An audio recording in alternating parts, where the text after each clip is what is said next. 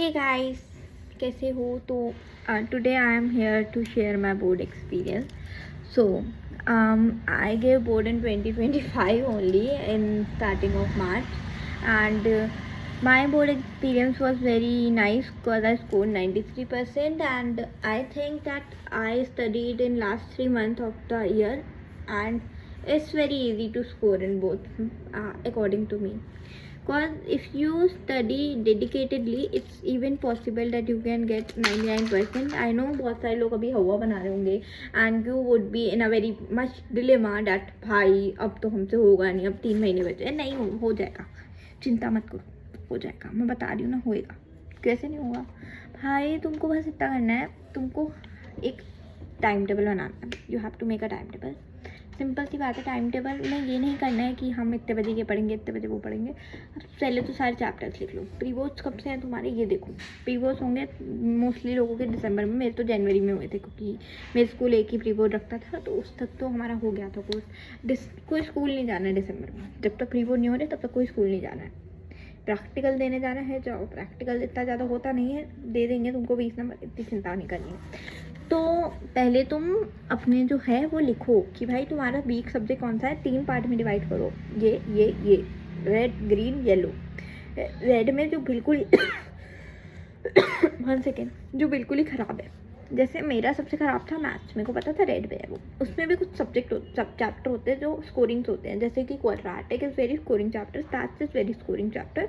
इसमें मतलब आप बहुत इजीली स्कोर कर सकते हो। आपको ये थोड़ी सी रिसर्च करनी पड़ेगी कि आपको कौन कौन से सब चैप्टर सबसे ज़्यादा स्कोरिंग है और कौन से नहीं है, तो वो आप करो। नहीं तो अगर आपसे नहीं हो रही तो comment down, I would do it for you. मेरे को इतना अच्छे से याद नहीं है, बट मेरे को जो इतना थोड़ा थोड़ा याद है कि मेरे टाइम पे भी कुछ कुछ ये चीज़ें होती थी।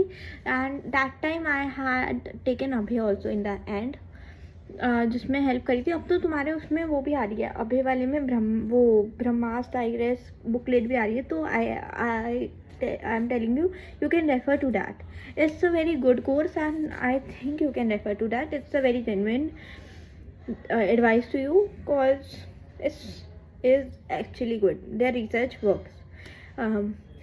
मैं तो दिगराज सर को ही फॉलो करती थी, ऑनेस्टली स्पीकिंग। मैंने उन दोनों में से शोभित भैया और प्रशांत भैया को इतना फॉलो नहीं किया। आई एम नॉट सेइंग वो बुरे हैं कुछ, बट मेरे को उनका नहीं समझ आता था। आपको समझ आता है तो ज़रूर से फॉलो करो, क्योंकि उनकी रिसर्च सच में अच्छी होती है। देन उसके बाद हम आते हैं इस चीज़ पे कि आखिरी के 3 महीने बचे, लोग बोल रहे होंगे अब नहीं होएगा, हो जाएगा। कॉज मैं खुद ही आखिरी के 3 महीने में जा गई थी कि हाँ अब तो वो आ गया, अब तो कुछ करना पड़ेगा। दैन कुछ करने में मैंने ये सोच लिया था कि अब तो देखो इट्स ओके, जो भी हमने कर लिया अभी तक कर लिया। दैन उसके बाद मेरा दिसंबर मिड तक पूरा कोर्स ख़त्म हो गया था। आपको भी कुछ भी करके दिसंबर मिड तक, जितना जो चैप्टर एक बार भी नहीं पढ़े हैं उनको कुछ भी करके दिसंबर मिड तक ख़त्म करो। 15 December is the last time you can finish your syllabus. Then उसके बाद जो डेज बचेंगे उसमें आपको रिविजन्स वगैरह करने हैं चैप्टर वाइज, और वो भी आपके मार्क्स वाइज होने चाहिए। ऐसे नहीं चल रहे कि केमिकल रिएक्शन को आप पहले भी 3 बार प्रैक्टिस कर चुके हो, आप उसको वापस से प्रैक्टिस कर रहे हो जस्ट बिकॉज वो चैप्टर 1 है। No way you are doing that. You have to do it like जिसका एक बार भी रिविज़न नहीं है, you have to do that first. Cause भाई जिसका आपने 10 बार रिविज़न कर लिया है वो चैप्टर तो आपको आता है, आप उसी का बार बार रिविज़न करते रहो। NCERT पढ़ो और उसके साथ में शॉर्ट नोट्स उसी के साथ बनाओ। आई होप आप लोगों ने बना रखे हो, नहीं बनाए तो फिर रीड करो उसको। NCERT छोड़ने का ना कोई रीज़न नहीं है, कितनी भी फैंसी बुक्स पे चले जाओ, NCERT छोड़ के जाओगे then I don't know what you are doing. Question practice करना इज़ वेरी गुड, बट तभी करना जब आपने चैप्टर को ढंग से रीड कर लिया हो, क्योंकि चैप्टर को रीड करना और चैप्टर को समझ के उसमें से थोड़ी चीज़ें लर्न करना इज़ वेरी इंपॉर्टेंट। साइंस में स्पेशली मेरी गलती हुई थी कि मैंने कॉन्सेप्ट पे फोकस किया और लर्निंग पे बिल्कुल नहीं किया। बायो में you can't do that, you need that science वाली language only. My tuition teacher used to say this very much. I am already missing them a lot, but I was like नहीं concept पे ही focus करेंगे, और हो गई मेरी concept पे focus, और मेरे बहुत ख़राब हुआ था, सीरियसली बता रही हूँ। देन उसके बाद ये तो चलो होता रहेगा, आप कर लेना। और ये चीज़ें ना पैनिक मत करना। अभी मैं भी बहुत सेल्फ डाउट में थी, आधी चीज़ें तो सेल्फ डाउट ने मेरी और ख़राब कर दी, क्योंकि अगर मैं सेल्फ डाउट में जितना समय वेस्ट किया ना उतने मैं पढ़ लेती ना तो मेरा और अच्छे मार्क्स आते। तो सेल्फ डाउट करने से भाई कुछ होगा नहीं, पढ़ाई करो, और कोई बोल रहा है ना कि नहीं होगा तो उसको तो करके दिखाओ। और किसी से जेलसी है तो जेलसी मत रखो भाई, खुद से कंपटीशन रखो। You can keep jealousy, I never did so.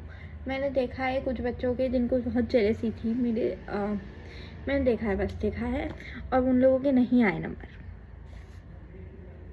नहीं आए, क्यों नहीं आए वो मेरे को नहीं पता, बट नहीं आए। और संस्कृत पे भी फोकस करना है, बहुत इम्पोर्टेंट बात है। संस्कृत पे फोकस नहीं करोगे then how would you do that. क्योंकि मैंने पूरे साल संस्कृत नहीं पढ़ी थी, मैंने आखिरी में पढ़ी थी, और मैंने उसमें 94 आया। मैंने SST को इतनी मेहनत करी थी पूरे साल, उसमें मैं 94 आए। दोनों में सेम मार्क्स है, डिफरेंस क्या है? Sanskrit is easy, you have to focus on little concept and it is all like game. एक सर है यूट्यूब पे, मैं नाम भूल गई उनका, मेरी तो मम्मी पढ़ाती थी, लेकिन हमने आखिरी में उनका देखा था 1-2 बार, मम्मी ने देखा था कि ये क्वेश्चन अच्छे करा रहे हैं। एक सेकेंड, एम से सर है यार, मैं आपको कमेंट करके बता दूँगी, मैं कम्युनिटी पे डाल दूँगी।